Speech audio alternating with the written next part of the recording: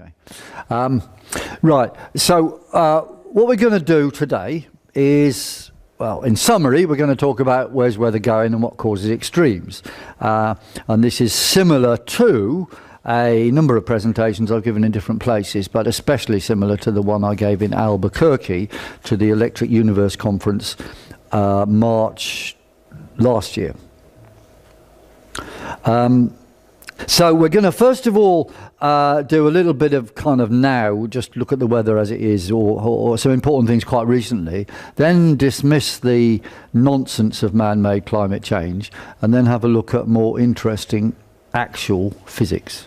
Okay, and I think it will relate to what you just heard. Well, I'm sure it will, and I think this is definitely the best order we've had them in, because there's new stuff that you've heard before, some of which is definitely an extension of what I've heard from those quarters before. And I'm fully in favour of the electric universe concept of, you know, the cosmos and the sun and the weather connections. All right, so let's go then.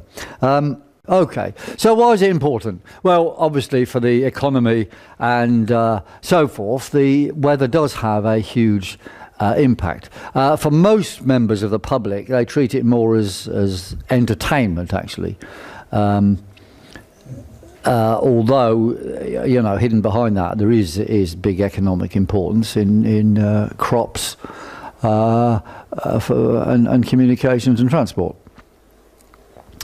And in the case of farming, insurance and energy and commodities markets, it is very important to know the weather. Indeed, we have people involved in energy trading who have made quite a bit of money out of our forecast in Scandinavia, which is the most variable energy market in the world. Now, this was a quite important period, which is why I've got it here.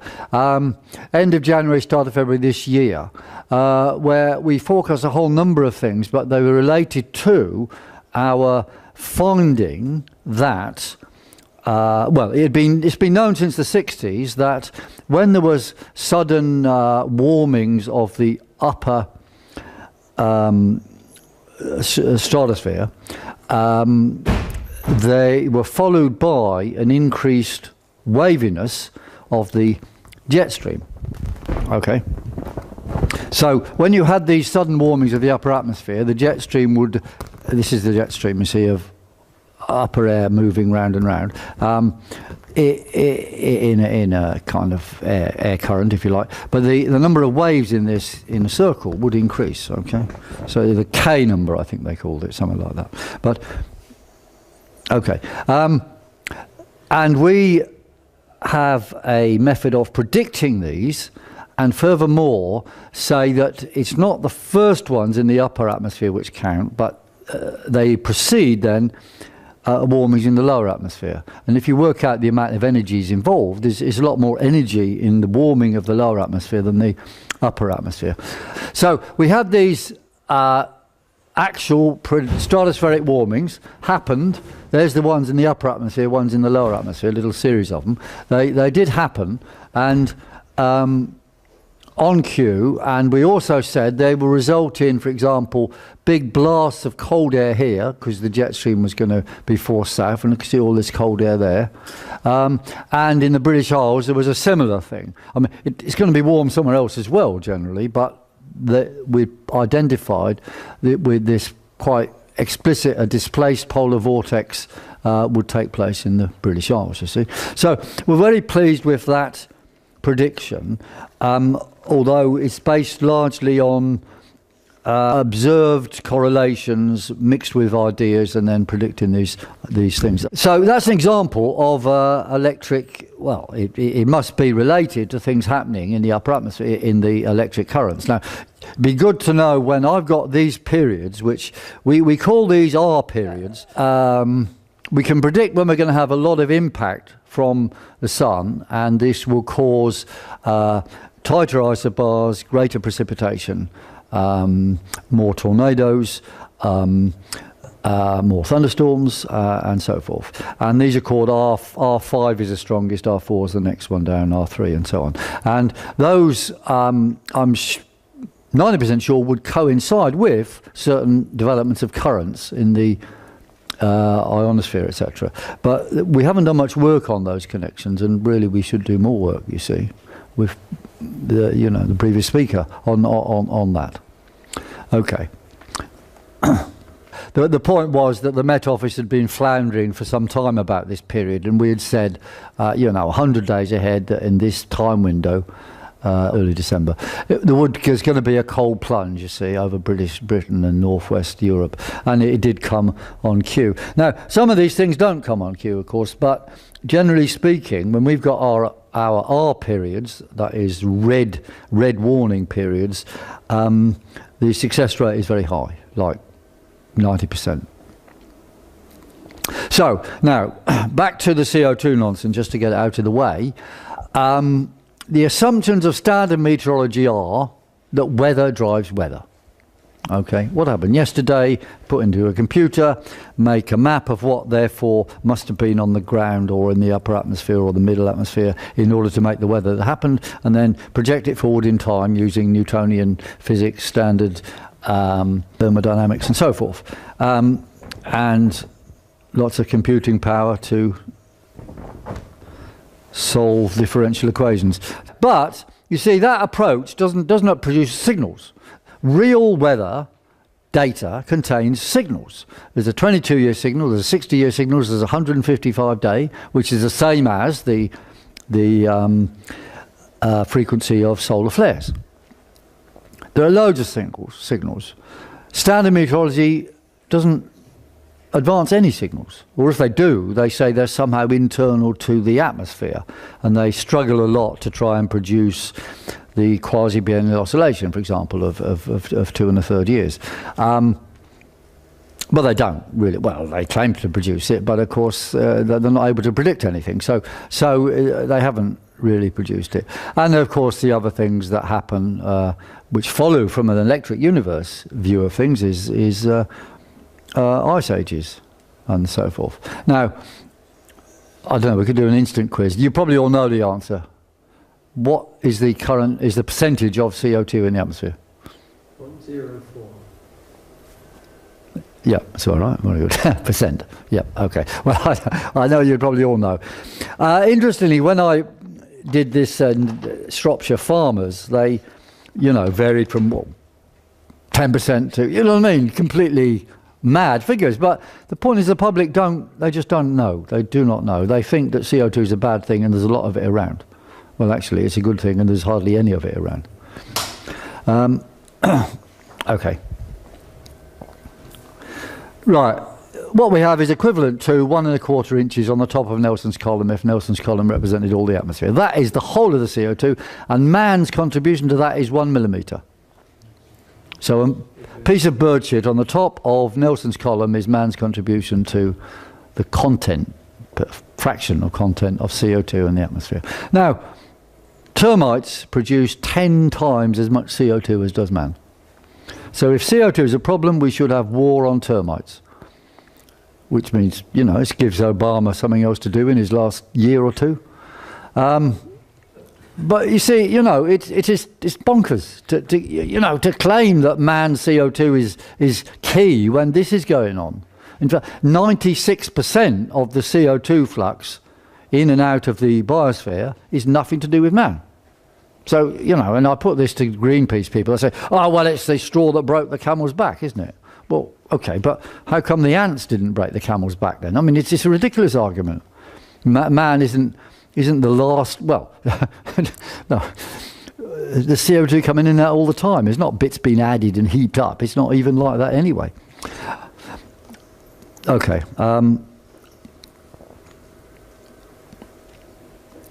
So just to get these out of the way, as a fact, there's no evidence for CO2 climate driver proposition, because in the real data, temperatures do not follow CO2. In the real data, CO2 follows temperatures. And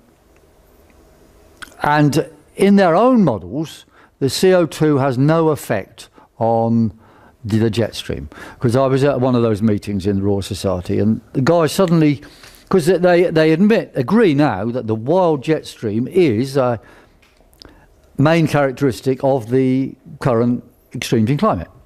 you know, but that's what's happening. You've got big changes in the jet stream, wild bends in it, and I got an email recently from a pilot of Icelandair who said, "You're right, Mr. Corbyn," the words to that effect. What we see now as pilots is wild variations in the jet stream. That is what we see as climate change, meaning that, you know, whereas before the jet stream would be just kind of wave around and not to, now we have these great big surges downwards, surges upwards, and so forth, which makes weather forecasting more difficult and can also be disadvantageous to flying, or advantageous if you got it in the right place. I think that isn't going to stay, is it? No, it's not going to stay. It's not going to stay. There is actually a small leak in it, because I took it to a green gathering at the other Friends Meeting House, where it was Naomi Klein going on about, you know, this changes everything. This is climate, you see. And I left it somewhere, and I noticed it had gone down a bit, and then I looked around and I saw a little badge in it. I've got the badge still as evidence, but somebody stuck a badge in it, and there's a little hole, so it's leaking out. And it was called a Earth First badge, by the way, so if you see them, remember. Okay. Sorry. Right, I've explained that point about war on ants, and the fundamental reason why the CO2 theory can never work, I mean, even if CO2 is having the effect they claim as a gas, which is arguable, which we could discuss if you want, the amount of CO2 is going to be controlled by the ocean-atmosphere interface. That's just like if you warm some fizzy water, then the CO2 comes out. But if you put CO2 on top of some water, the water doesn't get warmer. So there's a process going on, but what they have is a complete confusion. But the important thing to understand is there's going to be an equilibrium between the liquid, which is 70% of the globe's surface, and the atmosphere. And the CO2s go in and out dynamically all the time, and the equilibrium proportions depend on temperature of the ocean. They might suddenly want to say temperature of the atmosphere, but you see, the ocean is going to rule, because the ocean, the heat capacity of the ocean is vastly more than the atmosphere. And the CO2 content of the ocean is also 50 times that of the atmosphere. So again, this thing like ocean acidification is utter twaddle, because even if all the atmosphere CO2 went into the sea, it would only increase that CO2 content of the ocean by 2%. Well, you know, and given all the buffering solutions in the sea, the idea that it's going to make it more acid, or in fact less alkaline in any significant way is nonsense. However, the BBC is not interested in science in the proper way. Just a quick one to get these out of the way. This is Al Gore's graph, and you remember he marches around the room and says, time's going this way. So look at it all. There we have the CO2, and here we have the temperatures. Is that the right way around? Yeah, that one's CO2, this is temperature. So it's a no-brainer, he says. Well, of course, but if you look closely, one thing that's wrong with this argument, there's a lot more fluctuations in the temperature, because bear in mind, this is 150,000 years. There's a lot more fluctuations in temperature, which are not shown in the CO2. So how the CO2 can be causing these fluctuations when it's not fluctuating itself is not explained. Furthermore, if you look at details, you see that the changes of the CO2 follow changes in temperatures, and there's a graph that comes up in a minute. The other things which are significant in here is the gaps between these. Quite a lot of them are multiples of 43,000 and 26,000 in various combinations. 43,000 years is the period of the change of obliquity of the Earth, which is this, going like this. The axis goes down and up again in 43,000 years. And the 26,000 years is the precession of the poles, where the pole star is in one place now, but in 26,000 years the pole star won't be where the North Pole points to. So those things are obviously going to be connected with solar activity, or if anything's coming from the sun, which is charged particles, these modulations will affect the amount of impact on the Earth. Because if it's more the pole facing, then it's going to have a bigger magnetic cross-section and so forth. So there's going to be optimum situations which will allow most impact from particles from the sun guided by magnetic connections. Hence, it's not surprising that we do see these figures in ice ages or not, for a start. And the 22-year signal, for example, in world temperatures, which is the magnetic cycle of the sun. The 11-year cycle being the sunspots, and the magnetic cycle being the alternate sunspots, because the direction of the sun's magnetic field changes for odd and even cycles. And this was a graph we'd done years ago, and it's curious. I mean, these graphs are quite, well, some people have done a lot of them, but they rarely find their way into literature. You know, I show this to people, and they say, oh, I haven't seen this before. But, you know, it's not even difficult to do. And we did this years ago. As you see, we did it in 1998 and haven't updated it, but it wouldn't change much. So if you look at geomagnetic activity, which is basically the noise due to the solar wind hitting the upper atmosphere, and it causes wobbles in compass needles. So it's a measure of something to do with the stream of things coming from the sun. You see the main thing is an 11-year signal, okay? But the actual weather, the main signal is twice that period, i.e. the magnetic one. In fact, here it works to a decimal point, basically, although the average is more like 11 years, but it depends on the precise data set you choose. But we chose that one, which is short compared with what's available, but because the geomagnetic activity was more reliably available. Or possibly the temperatures as well, but there we are. But it shows what you want to know. Many other signals in there, none of which are explained by standard meteorology. Now, one of the most significant things is a kind of envelope over temperatures, and this is American data, and if it doesn't happen in America, it doesn't happen anywhere, as we all know. Within these, you can check these, there are 22-year signals, but there's a kind of 60-year envelope, you see. It's a kind of, it's like an amplitude thing, actually, you see. High amplitude, low amplitude, and so on.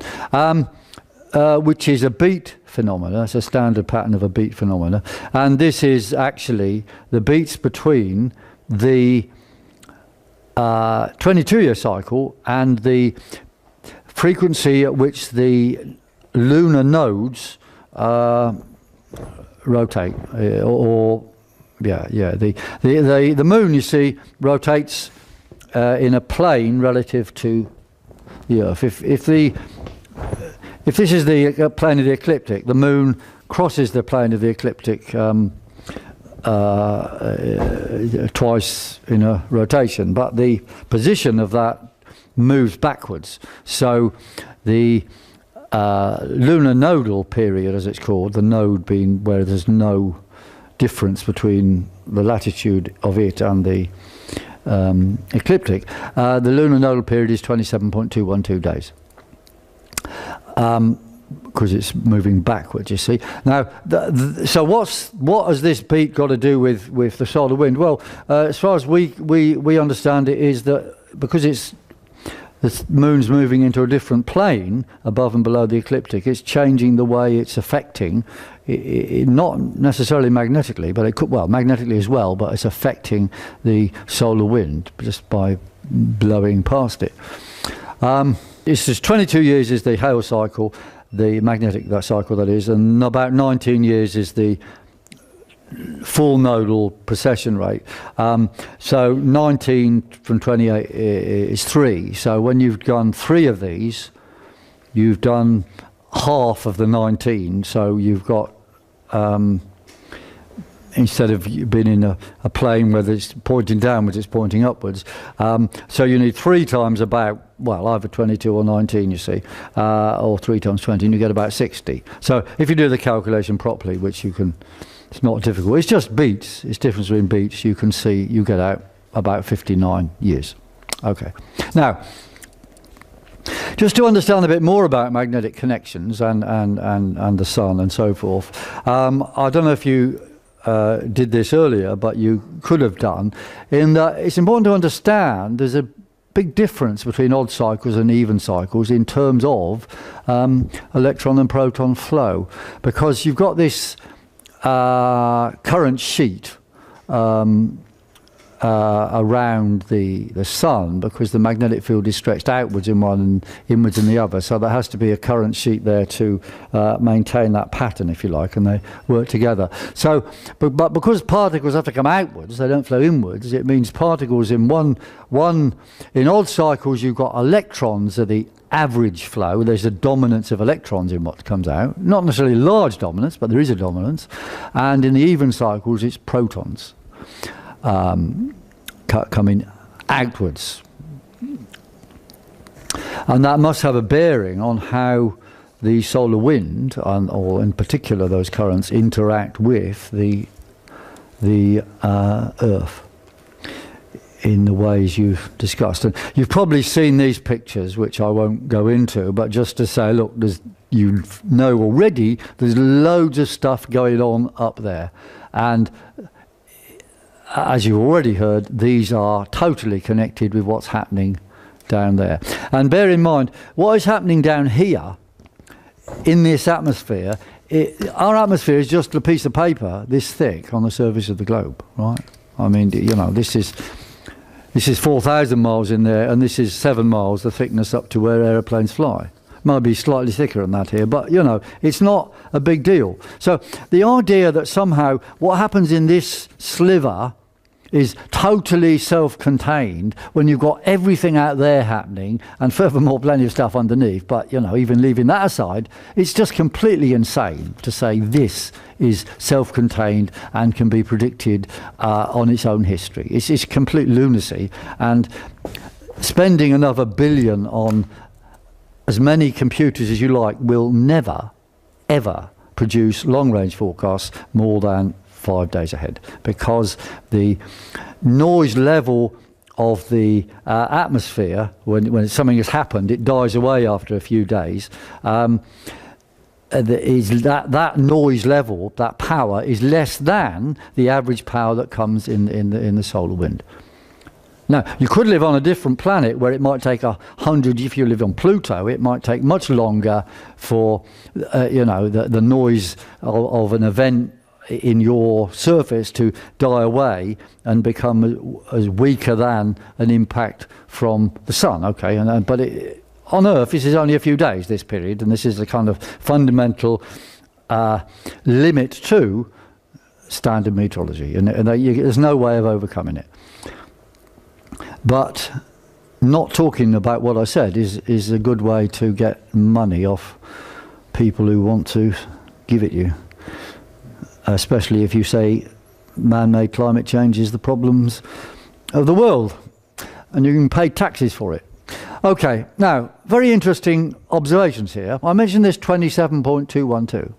Okay, that is the lunar nodal period. Well, it is also the period at which a point from the sun goes round, on average, not at the equator, but a bit above or below the equator, goes round and comes back to you. So the lunar nodal period is the same as the rotation rate of the sun or the sun's magnetosphere. The same as. That's something's going on there, right? Now, there's only one other planet moon pair where this happens, and this is Pluto and Charon, where the ratio is 4.0. All the other moons and their planets have some ratios which are of nothing significant. So I would say there's some type of feedback phenomena which is causing this, involving transfers of angular momentum in the solar wind, ionosphere, and so forth. Okay, and we've got some ideas about that, but they are, well, will be released in due course. But I mean, best to say anything we said would be even more controversial than saying hello. So, you see, this is. I know some people just say, just a coincidence, but, you know, there's just too many coincidences sometimes, especially when they seem to mean something and you can use them to predict. All right, actual facts, actual observational facts. This is time going this way, medieval warm period, which is the one they tried to suppress at the Climate Research Unit of East Anglia. The Spora minimum, these are the colder periods, the Spora cold, the Little Ice Age, the Dickens winters, and so forth, and the modern era. And these correspond to levels of solar activity, i.e. the medieval optimum was more solar activity, as measured in this case in terms of carbon-14, than opposite to the creation of carbon-14, i.e. when there's more magnetic activity, high energy cosmic rays are excluded from the atmosphere, so there's less carbon-14 formed from the nitrogen. Okay, so you measure that and there you are, and you see these correspondences. I.e. on average, it doesn't mean every year, but it's got to be over hail cycles, numbers of hail cycles. More solar activity is a warmer world. Now, crucial thing for, and this is our contribution, if you like, to things, is the question, what causes weather extremes and climate change? Right, and our answer is the jet stream. Now, the standard meteorologists, which I started talking about earlier and got lost, at a meeting in the Royal Society, they said, we don't know why, but when we change the CO2 in the atmosphere, it doesn't affect the jet stream. And I stood up and said, well, I know why it doesn't affect the jet stream. It's because it doesn't affect the jet stream. And furthermore, I can tell you that it's the sun that's affecting the jet stream, and we predicted these wild variations would happen now, and they will carry on happen for the next 20 years because we are in a mini ice age period, or that's a way of describing wild jet stream behaviour. So, next question is, well, what moves the jet stream? And this is our answer. Solar particle magnetic activity and lunar modulation. So hence we have our solar lunar action technique. And they're largely predictable, whereas a CO2 can predict nothing. And also, I would add, the cosmic ray theory itself, by itself, can predict nothing. I'm not saying cosmic rays are important, yes, but the actual energy coming from cosmic rays is 1/300th of the energy coming in terms of particles from the sun. Even though they're higher energy individually, but you see, the particles themselves, these high energy cosmic rays, have got a very low cross section with any collision. They have to collide with many things to form pions and all that stuff, and then those interact. So if you remember cloud chamber, which seems to be reinvented every so often, but when we did cloud chamber physics in Physics 1, Imperial College, you remember, Philip, don't you? That those tracks of particles, the slowest ones gave the biggest tracks. It wasn't the fast ones, it was the slow ones, because they're slowing down and catching stuff, you see. So high energy things have to hit something and break up into lower energy before they have big impacts. So the low energy stuff from the sun, that's why it is important as well. And the reasons you've heard from earlier, of course, there's a whole system of connection between all levels of the atmosphere down to the ground. So obviously, you know, the sun then is going to rule, and the cosmic rays are not irrelevant, but they're much more important for understanding things to do with stellar formation and so forth, you know, on a much bigger scale. Okay, so our long-range forecast using this, but I haven't given you any details. They can be done, they are being done up to 12 months ahead. They're very good at extremes, over 80% accurate over a few days, and we've got detailed forecasts for the USA, Europe, Britain and Ireland. And we've had very big success in long-term, long-range tropical storm forecasts, but we haven't done it consistently. The most significant things to look at are the R5 and R4 periods. That's when there's more activity, more hits, more particles from the sun, and also you do statistically, it appears to be that when you've got these big events on the sun, you get your R5 and R4 happening. You also tend to get more big earthquakes and volcanoes. But you mustn't get confused with the, aftershocks and so forth, which make a difficult problem in analysing. But anyway, and if you want to buy them, they don't cost you much at all. Okay, now, so the basic idea then, all right, so is that world temperature or any parameter is going to be governed by solar activity, modulated by magnetic links. So you've got 11 year and 22 years, which will come out as a 22 year, obviously. And you've got a lunar modulation. That's the simplest thing. Now, there's also going to be a stratospheric wind thing, because in the layers above the upper part of this, there's stratospheric winds going east to west, and they flip around with a period of 2 1/3 years. Now, it's kind of obvious that is going to be a modulation. So you're going to have a whole set of problems to do with stratospheric winds. And we have a very interesting finding recently. We said, well, okay, you can get a solar activity and a lunar bit right, but then the stratospheric, because you want to look in the past for when we had a similar linkage as to sometime in the future as in the past. So you could go back multiples of 22 and go back multiples of 18.6, and you're going to get somewhere, but it's never going to be quite right. And then you've got to think about timings of what we call these red spikes, or these R5 and R4 periods, and whether or not the stratospheric winds are right. What we find is that the stratospheric wind issue matters most when we have an R5 and an R4 period.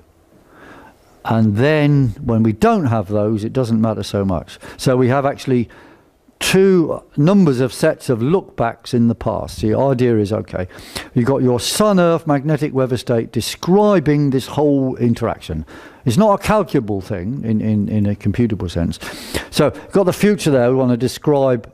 No, this goes this way for you, doesn't it? Future there, and we've got your Sun-Earth magnetic weather state. You're going to have some vector of, a million parameters, but actually for us it's about 6, okay?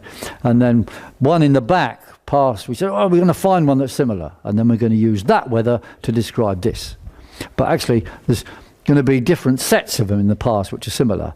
Some which are best for stratospheric winds, and some which are not, which are best for not stratospheric winds. And the best for stratospheric winds have to be the ones when the R5s and R4s are on. And we made some forecast changes recently in the middle of April. We changed something from dry to wet using this. And we were right. The change from dry to wet worked using a different set of lookbacks. So then, of course, you've got a problem. You've got some parameters going blah, blah, blah, and then this other bit comes in and is different. So it's a join-up problem. But funnily enough, it's sort of, you can see it, oh, well, it could work. You know what I mean? The join-up problems are not as difficult as you might think. It's as if, things are just helping us. Does that make sense? Okay. We'll just get past these because we've already talked about the stratosphere and so forth. Oh, I predicted some snow, and there it was. And that's the Daily Express, and the photo was taken by my son, who was 12 at the time. But he didn't want to make the snowman. He made me make the snowman. Which I thought was... Throwing snowballs, okay, but making a snowman, no, Dad, no. Anyway, right. 132 years. 6 times 22 is 132. 7 times 19... or 18.6 or whatever you want to choose exactly, 133. So 132 or 133 years ago, things would, in general terms, be similar. Okay? Now, I was at some dinner, some centenary dinner in Imperial College, Philip. I was invited to the President's Centenary talking, whatever. So I went there and I said, oh, guys, there's been loads of floods in this is 2007, you see. floods in Trent Bridge and all that. And I've got a friend who does meteorology and cricket, and he goes to Trent Bridge and he says, "Oh, Piers, I've got all the dates of when the floods were, because they're all marked on the bridge, you see." And he just phoned me these. "What, really? So I said, "Well, look, because there were floods in 2007, we just had some at that President's Dinner, and 1875, 132 years, you see." I said, "Well, if this is true, then we're going to see some more, because there was some in 1876 and 1877, so we'll see." Now, that happened. There was floods.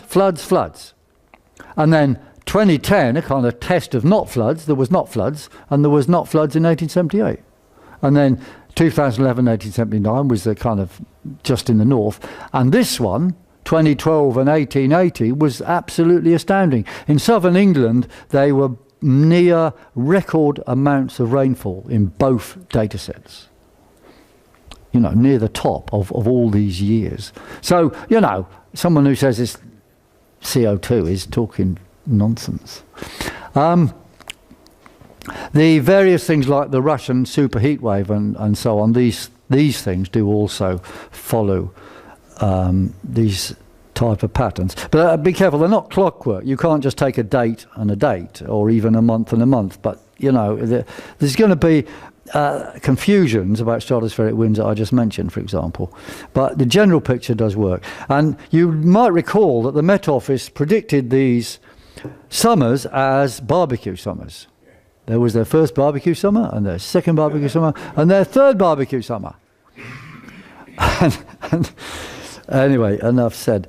The 60-year cycle is all pervading. This is a one of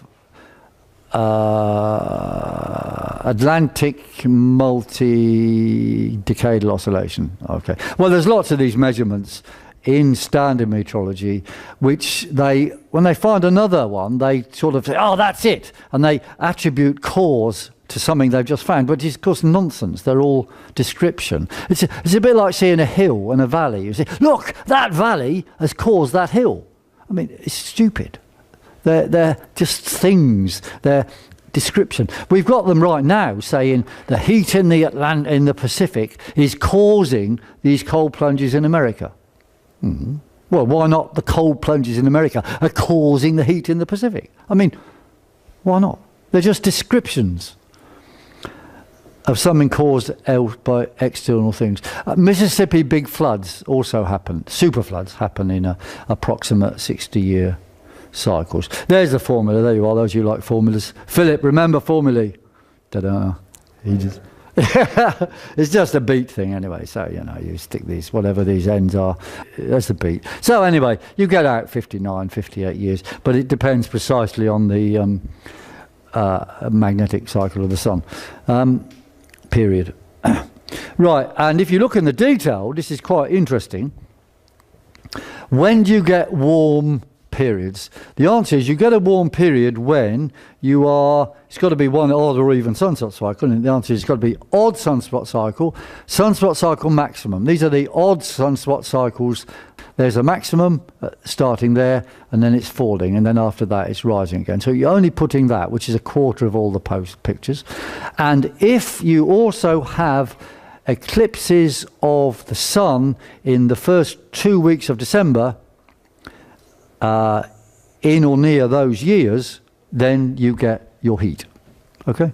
So you put in where you've got eclipses of the sun in the first half of December. Now you might say, well, what's that got to do with anything? But yeah, it's just a way of timing it. You could choose anything, but I did choose that for some reason, which I think it's because the Earth is actually crossing the plane of the solar equator at that time, but it doesn't matter. You see, you could use anything. But there you are. You see, close together. Solar cycle 23, not so close together. Not so close. Solar cycle 17, close together. You see, higher, and then go back again. Blah blah blah. Bit of confusion and mixture.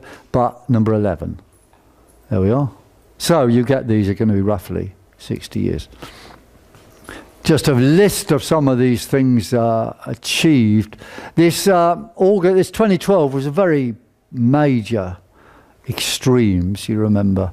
Basically, it was the year of no summer. And of course, is a bit... there was another year of no summer in 1816. Now, by a curious coincidence, there was a big reduction in Arctic sea ice in 2012, maybe a temporary one, but it caused the global warmers to jump up and down, proving man-made climate change. However, there was another one in 1816, coinciding with the last, reasonably argued for, year of no summer. So, these bits of ice or whatever disappearing in the Arctic are not actually controlled by the atmosphere anyway. They're controlled by big circulation questions, which also involve sea circulation.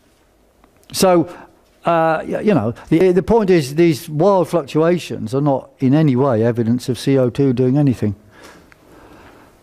This is my favourite storm because we predicted this a long time ahead. We announced it in the, I've still got the pen from it, Hotel Kempinski, which is a very flash hotel by Lake Geneva, where I was there for the international commodity trader operations. Anyway, I said then, 6 months ahead, we're going to have a big storm late October in southern England. And here it is, you see.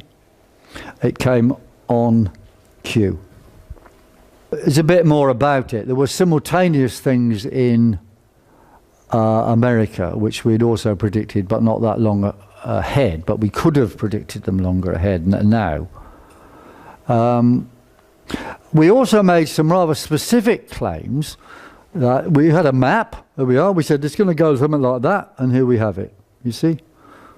That was a map, that was probably drawn a few weeks ahead, but it was derived from what we'd said months ahead.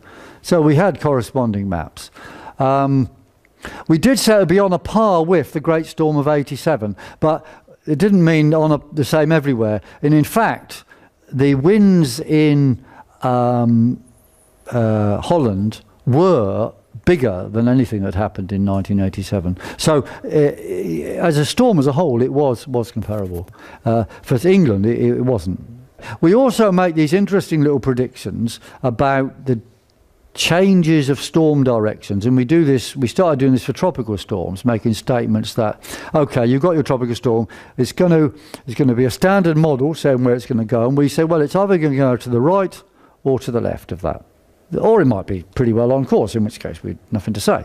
But we did say this one, and this was happening due to there was going to be an extra R5 hit as it was approaching Britain. We said, oh, it's going to veer to the right, and it did. This was our, I don't know which is the prediction, but there we are. That's what happened, and this was their prediction, you see. So it did veer to the right. I mean, not a big deal, but it's significant that we had something to say. And then there was another one, 2014, which wasn't such a big storm in the south, but it was quite a sizable thing in Scotland. And that was also, they're not always going to be flips to the right. This Gonzalo caper, it did go to the right anyway, and it was an R4 period. So the idea that, well, you can read, can't you? That recent man-made weather extremes around the world are driven by man-made global warming is delusional nonsense. And I said this to the Met Office long-range forecasters and indeed called them charlatans, which they didn't like, but I suppose one wouldn't, but on the other hand, they pretend that they're forecasting when they're not. So, I mean, that's what doctors do, isn't it? A charlatan doctor pretends he's diagnosing you when he's not. So it is a correct use of the word, I would say. But it's not to say they don't do good science in terms of numerical prediction. Of course they do, and I've said that. They do fantastic work in terms of numerical prediction, but it's got a limit.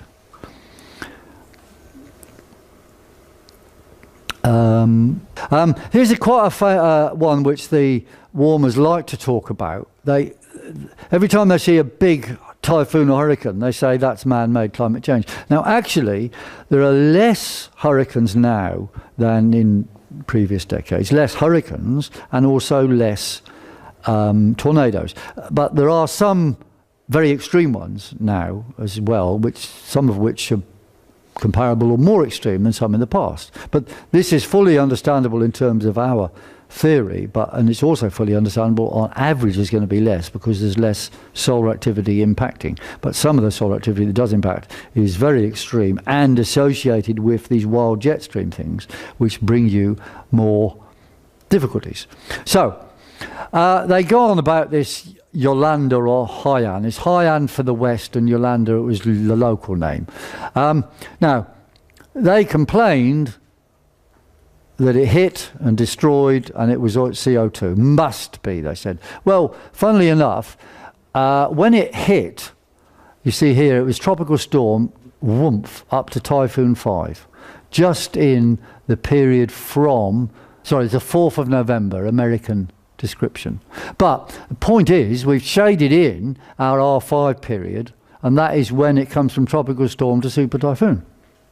And it happened to be when it was just getting close to these parts of the Philippines. So it was like a perfect hit in terms of trouble, but it was solar driven, and this is it. There's the yellow shading, this is our red region, and that's what happened. And it was nothing to do with CO2. Had the timing been different for these red spikes, then it would have just been another typhoon and just killed, you know, a few hundred instead of many thousands. Now, sometimes we've written some of these things to New York Times and so on and warn them of blizzards, and they just ignore us completely, let the blizzard happen, and then announce it's CO2 that did it. So they're more interested in people suffering and dying than knowing the truth. That is a fact. Just to show some of the things we did, this is more of these, but we made quite specific predictions about regions of the US of A, of where there would be a lot of stuff, and there they are. But the point was the timing and extremes of these in a proximate area were good in that case. Then we got just a little bit about the delayed spring of 2013 in Britain, which was also happened in America, but they don't always happen together, and there's ice creeping into people's houses from lakes and so on, which is quite, well, horrible, isn't it? Now, I like this one, yes. The Westbury White Horse in April 2013. Now, this looks like February. And, of course, John Constable's drawings of these grim, angry skies, of course, are very similar. John Constable's drawings were done during the previous minimum of solar activity, the Dalton minimum.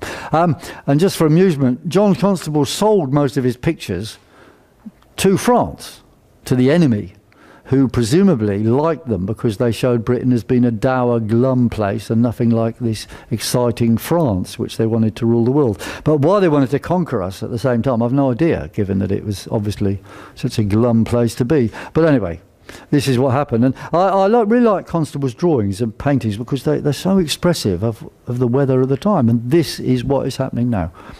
I don't know if you've ever seen them, but they're actually quite small. When you see them, you think, wow, it must be big, but they're actually quite small pictures. They're just very well done. He probably couldn't afford the paint, so he did it small. Right, the mini ice age is upon us, meaning that temperatures have declined, will continue to decline under honest measurements. We'll come to some honest measurements in a minute, but here you see the satellite measurements, which are more reliable than surface measurements. This was March 2013, where this is a Met Office diagram. They said for some unknown reason the jet stream was way south, which made it very cold. That's the normal sort of jet stream, and they do it symbolically there, which we had warned of this very cold spring. And I won the British asparagus competition to predict when the first field-grown asparagus would be ready for market, and I said it was going to be about a month late. And I was right. I mean, it was even 6 weeks, and I was right. I was closest, anyway. We've had a lot of extreme weather since 2010, and they are explicable and predictable in terms of the solar-lunar action technique. And the advent of very extreme events will continue and these jet stream shifts will continue. And the world will continue to cool until 2035. And the idea that CO2 is nonsense. There's been some major economic things, and I'm hoping we're going to get to this video soon. I'm not. We mentioned these are specific things we did warn of. Super cold UK, December 2010. You remember? Very cold USA winter. This tropical cyclone Yazi. These series of tornadoes, and Hurricane Irene. We'll just have a quick look at some of these because they were quite exciting. We're going to have a look at there just briefly, the jet stream, August the 15th, 2010. And I'm hoping we're going to play a video. But this is a record or like day-ahead forecast. And what's happening here is the jet stream is rushing into Leningrad, or St. Petersburg, as it's now called. And there had been this great, very warm air just down there coming up into Russia, and you'd had this West Russian heat wave. And we said it was going to end around the 15th of August, give or take a day or so, because there was going to be a big event on the sun which would excite the jet stream, change the whole jet stream pattern, and there would be thunderstorms and it would get a lot colder. Well, this is what happened. There we are. Now we're going to try and have a look at this video. It shows a double centered sunspot, massive expulsion of material, a coronal mass ejection, and only about a quarter of an hour later, a big impact on the ionosphere, which meant that some influence was travelling at half the speed of light. It doesn't mean all the particles were, but something, some wave or whatever. And the jet stream did indeed move. There we have St. Petersburg, and there were some plane crashes as well due to some extreme turbulence. And we had changes in circulation down in Pakistan, which caused the big floods there to subside, or the rain which caused them to subside. Okay, so we're very pleased with that. And that was August, as we said, 2010. Now, another very exciting was December 2010, where we said, and this is our forecast, probably the coldest December for 100 years. And when I'd written that, I thought, did I actually write that? And I said, yeah, okay, we've written it, let's put it out and see what happens. Well, it was the coldest December for 100 years, and David Cameron said so. So it must be true. Okay.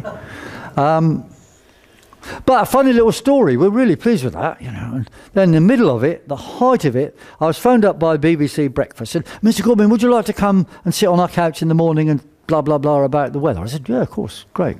Okay. We'll arrange a car. Okay. Okay, thanks. So you'll get a call about the car in an hour or so. Now, I was with a friend of mine, the late Andy Wilson, I have to say. It's very sad. He was from Imperial College as well. Anyway, I was with him, and I said, Andy, that call hasn't come. I better ring her back. So you have to go outside there. You can't make phone calls in this place, you see. It's a very strange place. So I made a call, and this person, Mr. Corbyn, yeah, sorry, yeah, we meant to get back to you. We've got someone else. I said, oh, please, tell me, who have you got instead of me? Because after we did forecast this, you know. That's why you wanted us, wasn't it? She said, yes, well, we've got someone else. I said, who? And she didn't want to say. I said, well, come on, you can just tell me who. She said, it's the government's chief scientific advisor. And I said, well, he knows FA. Now, I used the Queen's English version of FA, i.e. the full version of FA, which I don't think she appreciated. But anyway, that's what I did, and they didn't phone me back. So there we are.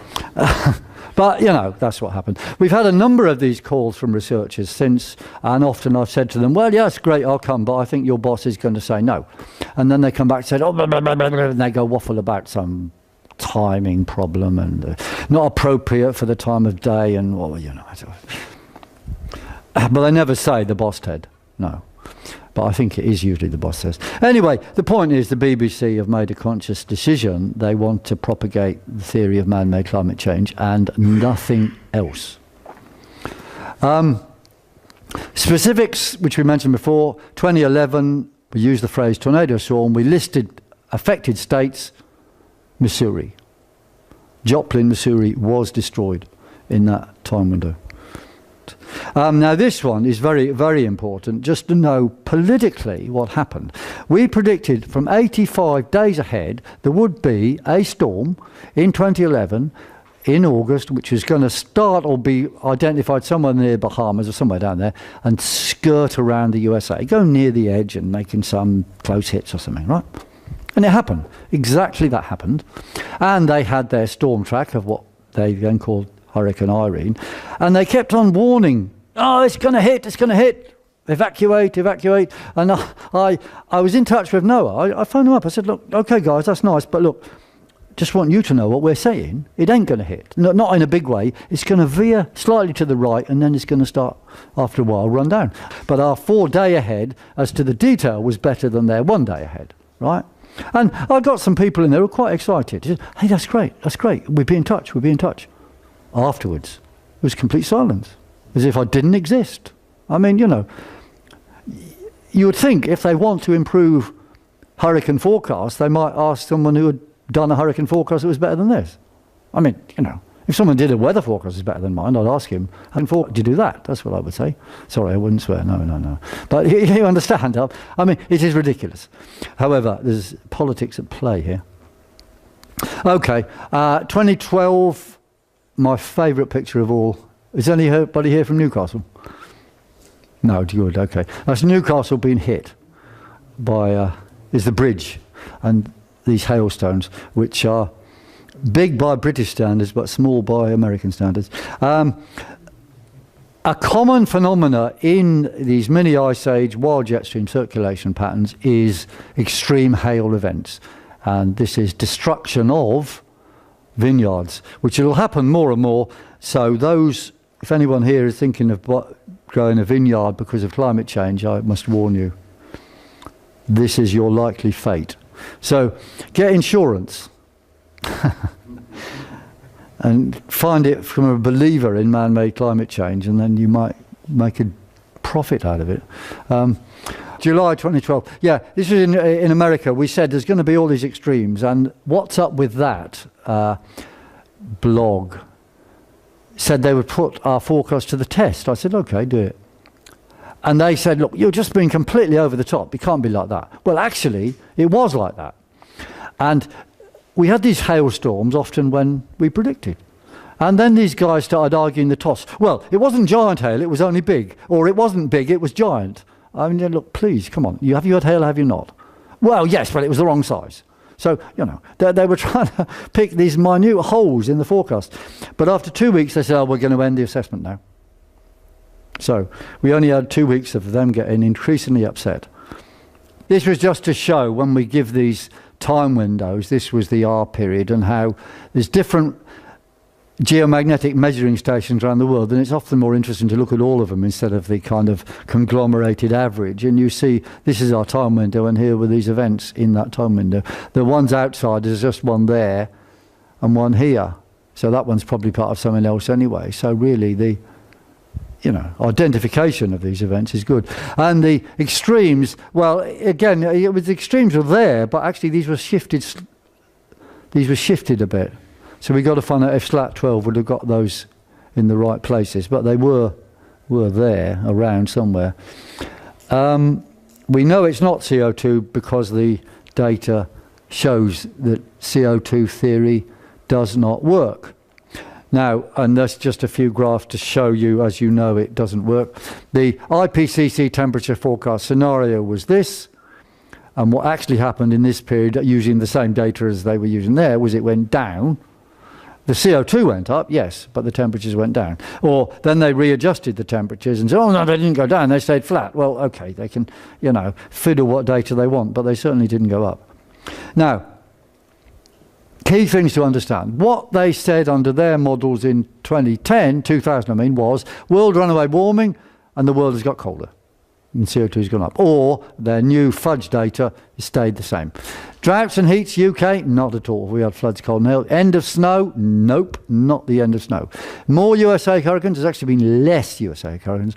World massive ice melts, there's been more world ice. The BBC lies regularly about ice. Or, no, let's say they speak the truth, but only half the truth which they want to speak. So when it melts, they tell you, but when it reforms, they don't.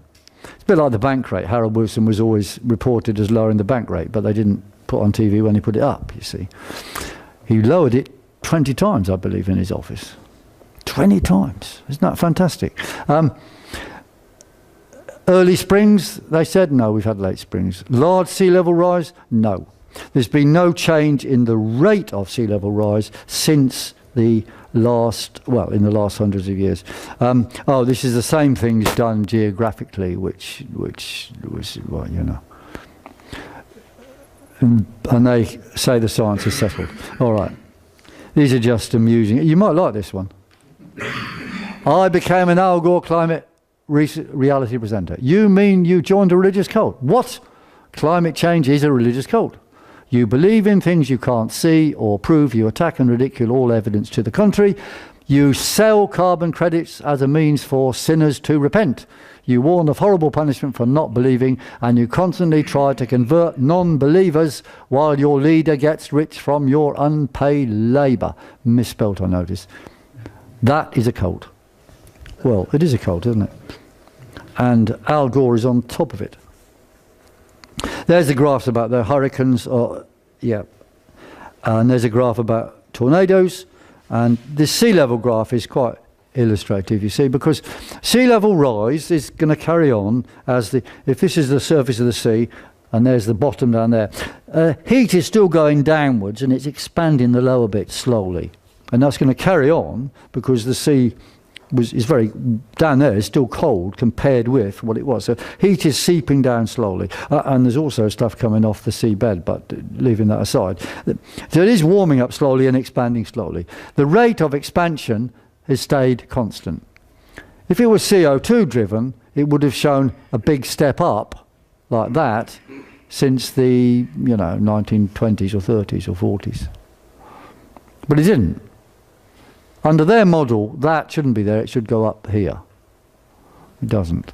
So they fudge the data on that. They just say, look, sea level's rising, but this means nothing. Now, they have these different data sets where, yes, Minister, they are proper data, Minister, but what they've done, they just choose data, and they've reduced the amount of data since before 1990, but they've reduced it by 2/3.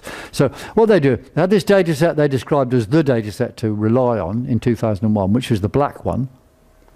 And you see the black one is there, you see it goes up to there. And they've successively modified different data sets and claimed they're the same to make it colder in the past and warmer in present.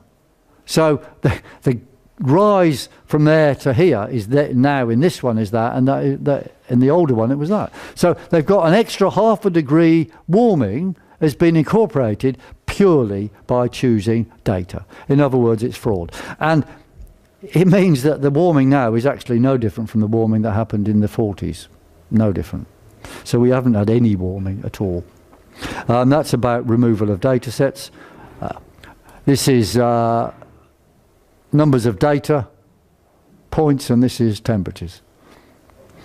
So take away the data they decide to take away. There's more of the same sort of stuff. Oh, that's just to show you that temperatures go up. This is time this way. Later, CO2 goes up. Is using ice core data. The lag of 800 years might be 500. Stuff about sea ice, you can see that at your leisure, where they publish one thing, not the other. Their weak link, if you like, their whole theory is CO2 causes global warming, that causes climate change. They stopped talking about global warming because there isn't any, so then they've got somehow a magic jump from CO2 to climate change without the warming in between, which is nonsense again. It's a chain without a link. This is our view of what actually happens. Solar activity drives loads of things way up there, here. Then that changes the jet stream, that causes circulation patterns, which in the end causes CO2 levels. CO2 is the gas of life, not death. We do not have CO2 causing this, and that is not causing the jet stream, and that is not causing the magnetosphere thing, and that you driving your car does not cause a solar flare. It's the other way around. Well, no, you see what I mean? And I'll end, this is almost the end. Temperatures. This is solar activity as measured by various modes with a gap, and then solar activity again, but 221 years later. Now, they do correspond, and if we know about the 22-year period, so as long as they're smoothed over 22-year periods, this is going to be a reasonable approximation to world temperatures. Now, we are here. We're at the knee, so that's where we're going to go. Down and down and down until, 2035. Right about, so, coldest will be 2030, 2035, something like that. Most important graph to remember, that one. This is the answer. What you've got to do. You've got to enjoy life and enjoy the planet. And accept that man cannot change climate, and you've got to stop carbon reductions. You should make more carbon. It's good. It makes plants grow. End the prayer wheels of wind farms. Have money back on green electricity charges. Actually, there is a party which is more or less saying this, namely UKIP. I'm not saying that I agree with UKIP on other things, but they are the only one that's got an intelligent policy on energy supply. We should keep honest green policies as well, though, i.e. don't throw the baby out with the bathwater. So, but defend biodiversity, because biodiversity is a good thing. You don't have to latch it onto something which is false. And of course you could even use scientific long-range forecasts to improve the world. So I think I will end there and just say enjoy life, and I'll enjoy some questions. Thank you.